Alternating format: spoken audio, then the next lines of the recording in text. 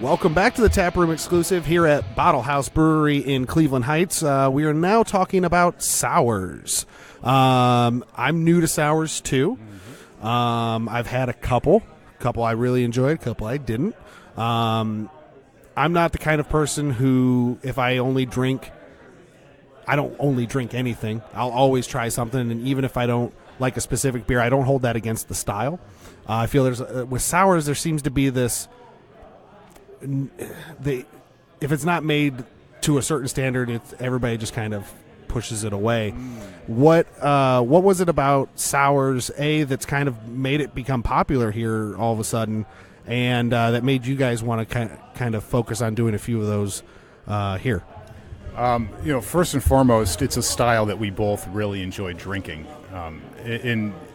From a brewing perspective, I think it's the most challenging of the styles of beer. It starts with brewing a clean beer, and you building that base that's going to be appropriate for souring is, as challenging as brewing any beer. And then there's a bit of a kind of a wild aspect to the next step, because you're filling barrels and you're adding bacteria and wild yeast, just kind of depending on what style you're going for. So there's an unknown variable there. You don't really know what's going to happen inside the barrel. So there's a lot of maintaining and kind of cultivating these barrels over time, sampling and deciding at what point these barrels are ready. And then when it's time to harvest, you have the blending process. Jason mentioned that a little bit earlier. When we were doing our original sours, we were doing single barrel sours, so we really didn't have that opportunity to blend, and we learned a lot from that process. We were producing fairly acidic beers, and that took 2 years. It's the same kind of learning curve that mead has in a lot of ways. You're laying down barrels, and you're really not able to know what the end result's going to be like for several years. So we've since expanded our barrel collection from 1 or 2 to, I think we have close to 100 now.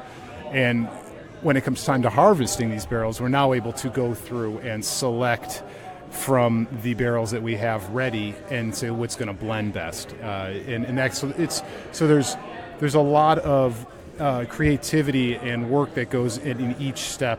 So it's really challenging, and it's very rewarding when it's all said and done. And there's so many different varieties and styles with the sours. Obviously, a very approachable style would be a kettle soured beer, which isn't, and they can end up in barrels, but traditionally or typically nowadays they're brewed quickly, and it's more of a tartness. It's more of a one-dimensional sour, and you get those in Goses and Berliner Weiss and whatnot. And the barrel-aged beers just take it up a notch. You get a lot of complexity in the acidity, the makeup of the acids, and again with certain yeasts, like the Brettanomyces family is going to give you all types of funk and flavors. So it's really there's so many variables that come together when you're talking about sours. I think it's really exciting to work with, and again, we really enjoy drinking them. There's 2 analogies I really like when talking about sour beer, and one is that it's kind of like having a kid and sending it off to college, where you can give it the best start you can. And so when you're brewing this base wort or beer that you know is going to go into there, you can do everything you can, but once it goes off, it will take on a life of its own. So the best thing you can do is kind of is check in on it, and if you see it doing a certain thing, you try and guide it a certain way, or you wait till it's finished, because that beer that's not quite where you wanted it 1 year, we've seen this can be super different at 2 years. We had one beer that we were following for got to be 2.5 years, and one day we tasted it and it was just fantastic, and it was almost when we had thought maybe this is destined for the drain, and you learn that patience is really key with that. The other analogy is when talking about Brettanomyces, the wild yeast we use for sour production, versus Saccharomyces, brewer's yeast. And they'll say Saccharomyces is like a dog. It's predictable. You can call it. It's going to come when you want it to and do its thing. And Brettanomyces is a cat. It does its thing. And we've watched these beers, like, okay, this beer says it's going to take a year to be ready. You taste it 3 months, and like, this has fantastic Brett character and has everything you want it to. And other ones take 2 years, and they never do it, or they produce these sometimes fantastic flavors that you weren't expecting. And the unpredictability of it, I think, is something that we both really enjoy, and the challenge of it as well, of what you planned on making isn't necessarily what you're going to end up making. Sure. Yep. So when I first met you guys probably about a year ago, you took me through a tour of the back room here, and you kind of talked about, I guess sours can be, a style that probably anybody could do, but not everybody can do well. So when you were first starting out, you kind of talked to me and told me that some of the struggles you were having, and talk about the collaboration aspect, and I guess this goes to really all styles, beer, wine, cider, craft beer. The whole industry is hyper collaborative, and one of the folks that you mentioned was Russian River, who were kind of innovators, I guess, in the style. Yeah. So the sour world, while growing, was still, if you're looking for answers, there might not be. There's some very closed-lipped Belgians who might not want to share their secrets, and there's some American guys who, started doing this stuff in the 90s and had to find out, the really, really, really long and hard way how to make all this stuff work. And we found that sour producers in particular were very, very willing to share that information. So Brian sent Vinny Salurzo from Russian River. I can't remember what was it about. I think it was initially about bottle conditioning. Yeah, because we had our first sour we ever produced was called Vox Maris, and it was kind of a happy accident. Mm-hmm. We had a Belgian quadruple aged in a whiskey barrel, and it had just gotten so boozy and hot and crazy, and so we thought, let's get some cherries in there and see if we can kind of round it out. And then I think we started drinking sour beers, and let's just dump some dregs and some Brett in here and just see what happens. And 2 years later, it turned into this really fantastic, complex beer that kind of got the ball rolling on all this other kind of stuff. And so then we're looking at the challenges like, how the hell do you bottle condition this hyper acidic 12 or more % beer that most yeasts want nothing to do with at this point? And so we started talking to Vinny, and he was really willing to help. Yeah, literally, he's responding to us. I mean, they're 3 hours behind. I'm emailing him at 8 in the morning, and he's responding to me at 8:30. It was fantastic. Yeah, I mean, it was great. And he, I think we bounced a couple ideas off of him over that first year period, and he was always very willing to share. I think we still intend to send him beers that, like 3 years ago, that we never did. Yeah. We've got a lot of things we need. We have to a lot of people we're supposed to send things to. But it's been fantastic, and that's part of what we do here. A big part of what we do is the education side, and that's typically with the customer. It's always surprising. And again, when you're in the world, you don't really, you forget how little you knew before you were in the world. And things as basic as dry hopping, we're always surprised. You assume everyone knows. It's 2018, and still people have no concept of these what basic that ideas. is. And so when you now you start talking about sours, and forget it. It's a whole other world that they're people. But it gives us an opportunity to have these conversations. And then with homebrewers, we started this little homebrewers night, and it primarily goes on during the winter months. But we've had the opportunity to share our knowledge with homebrewers when it comes to the sours, and they're always very interested in mead as well. It's a really you kind of pass on the knowledge that you've been passed, and you just kind of keep the ball rolling, keep kind of pay it forward. But yeah, sours. There's just a ton of room to grow there, and I'd say still, we've now had a good amount, at least 5 on tap here for over a year or so, even though we've been producing these for 4 years now, technically. And there's still we get people every day who have never tried them or who have been, like the mead kind of thing, really burnt before. And I think the culprit is there's a fantastic beer called the Duchess de Bourgogne. It's a Flanders red ale that is exceptionally balsamic vinegary. And I remember the first time I ever had it, I was bartending somewhere, and I thought it was unbelievable, and I think a lot of people didn't feel the same way. And so you get these guys who come in and be like, oh, we have sour beer, and they're like, hands down, not interested, not having it. And you have to kind of convince them that, that was one sour beer. There's lots of different styles, and it's a really open playing field as well. Again, we like some of the classic kind of styles that we kind of are loosely inspired by, but a lot of what we do is more in the American vein of all right, that's the other kind of cool thing is as you taste barrels, you're like, oh, you know what? You had a beer earlier called Idol, which is an apricot sour. that beer, we had kind of already just planned to do the apricot, but those flavors were there already. Mm-hmm. So the base beer for that was, something like a Vienna lager almost. And after 6 months in barrels, it had taken on these really unique fruity qualities that were stone fruity. And if you were blind taste, you would have said there was apricot already in there before we had added in for conditioning, all that kind of stuff.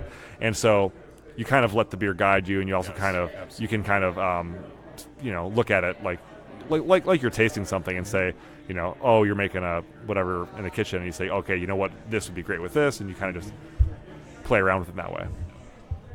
You were mentioning, some people, like I mentioned in the beginning of the show too, some people come in here and they've maybe been burned by a sour or something in the past, and they're just turned off to the style. Why? I don't usually, hey, you have a bad IPA, you're like, I still like IPAs. Like, what do you think? What is it about sours that kind of has that connotation to where if I get burned, I'm just done with it? Like, I can't do that myself. I think that when you're talking about the acidity, that it's the response. I mean, give someone a little bit of white vinegar or vinegar period, and in the facial response, you have a very visceral response to these flavors, and in fact, evolutionarily speaking, these flavors indicated something was wrong with the food you're about to eat. So I think we have the visceral response to these very certainly acetic, which is acetic acid, which is vinegar, and even lactic acid and whatnot. So I think it really burns into your brain when you have a bad experience drinking something like this. What I like to talk about is, sour beer is the blue cheese of the beer world. There you go. I really love Gorgonzola. But I also understand when someone has an aversion to that. It's moldy, but in the right way. And sour beer is infected beer. The whole history of beer has been, how could we make this beer not sour and infected? And you have these rogue guys in Belgium and now who are just kind of like, no, this is the way we like it this way. Yeah. And so, I mean, when you talk about Brettanomyces, and you get weirdos like me and Brian who are like, oh man, it smells really like horsey, and you're like, I think that's cool, and you have these funky, weird, horsey beers that can be clearly very polarizing. So I can kind of see when someone's like, no, I got tricked before. Someone gave me whatever it was, and I'm not having it again. Goat balls. Yeah. But I think that's something that we offer, is a variety of styles in the sour range. I mean, you try our Vampire. It's a blackberry sour stout, and it's sour, but you could be tricked just thinking you're drinking a very acidic stout from the fruit. I mean, our Piña, it's a pineapple sour. It's not gonna, you're not gonna go crazy if you try this. So I think that when someone comes in with these preconceived ideas of what a sour beer is, I think it gives us an opportunity to flip them and to bring them over. And having a variety is the best way to do that, because color is the first thing you do. So I lay down a flight of sours, and you've got a really pale yellow that could pass for a Pilsner. You've got a beer that could pass for a stout, a variety of things, whether it's with fruit or not. And suddenly just that right there will jar someone and kind of be like, oh, that's different than the experience I had before. And it's a more, again, we also try and create the most approachable tap list. So, we have a beer on tap that's one that's very intense and funky, and one that's pretty sour. But the rest of them can kind of lead you to that point. So it's not like you start off and you're like, here you go, this is the one. Right. There's a variety there. Yeah. And Rob, do you have anything that? Like I said, I'm new to sours, so I'm still catching up to the style. Like I said, I've had a few. You were talking a little bit about bottle conditioning. So for anyone who doesn't know, it goes through another round of carbonation in the bottle. Is that correct? And then, what are the challenges with that? I know you said you had the challenges with that first one and stuff. Like, why is that? What is the challenge in that? There's a couple of challenges. First of all, when you're using Brettanomyces to make the beer, it always stays around. So there's always a little bit of it in your beer. So if you have any sugars left over in the beer, if it's not completely dry, which Brettanomyces tends to dry the beer out to virtually no sugar at all in the barrel.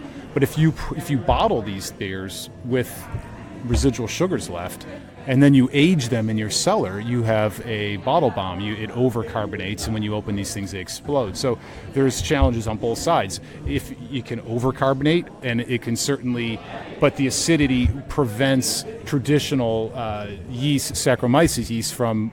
If you're going to condition your bottle as a home brewer, you're going to add Saccharomyces to the bottle, and it's going to, and a little bit of sugar, and it's going to produce just the right amount of CO2, and it's going to carbonate your beer. That same yeast doesn't really want to hang out in 2.8 a beer with a pH of 2.8 and an alcohol content of 12%. So there's challenges with actual bottle conditioning. We've had successes with it. Our Nova, which is a raspberry ale sour that we did, actually bottle conditioned really, really nicely. But then we resort to forced carbonation as well. So we have some options on both sides of it. I think Rob, you were asking earlier about things we like to do in the future, and I think mastering bottle conditioning would be great, because one thing that you can do is take these beers and give them an incredible shelf life. In America, we don't legally have to put a best by date on, but in Europe they do. So a lot of these kind of some of these Belgian sour producers are famous for putting a best by 2060, and these beers will hold up incredibly well, because the reason you want to drink beer fresh is because it might go bad. Well, we already made it bad, and we made it bad to the point that it's where it's want to be, and they'll just develop in a really, really cool way. So if you can master bottle conditioning, you can take these beers and say, yeah, throw that down and try one in 5 years, and it's going to be just as interesting, if not more interesting. Right. That's awesome. Definitely a learning curve. So on that note, I guess, the learning curve with sours, I guess, is that you never know really what you're going to get. You could have something sitting for 2 years, and it could end up being terrible. So as we close out this segment, give me one beer maybe that you guys made that you thought was going to be fantastic and it ended up being a dumper, and one beer that you thought was maybe not going to be so great and ended up being phenomenal. I don't know that. I mean, honestly, the only beer we've ever dumped was, I think, a beer we knew wasn't going to be good from the start, right? And then it wasn't, and we said, well, not that surprising. It was Is that the pumpkin? Yeah, the pumpkin. We had like 30 gallon. We had a 30-gallon barrel that was like awkward to fill because it's a weird size, and we had 30 gallons of pumpkin ale that we hadn't sold. And we're like, whatever, just throw it in here, and maybe the Brett and bacteria will do something interesting, which it did not. No. And that beer went down the drain. Yeah. Luckily, we have not had that happen too many times. The one of the weird ones for us was we first, I think for. Did a really weird beer. It was a dark saison with honey and ginger, and it was a braggot, wasn't it? Yeah, it had a good amount of honey in it, and we put that in a wine barrel and soured it, and for some reason the ginger in the clean beer was not overwhelming at all.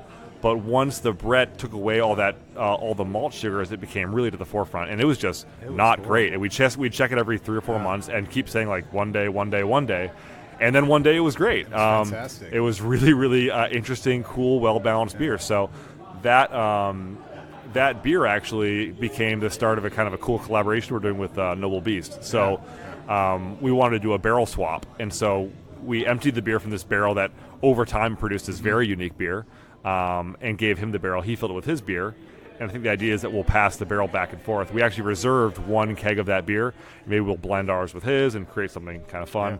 Yeah. That was one that we didn't have high hopes for, and it turned around. Really I was literally about 2.5 years in that barrel too. So I guess the lesson is be patient and don't dump it. That's why I don't brew, because patience is not my virtue. Thank you guys for being here. Tune in next week. We'll be going over ciders. Have a great night, everybody.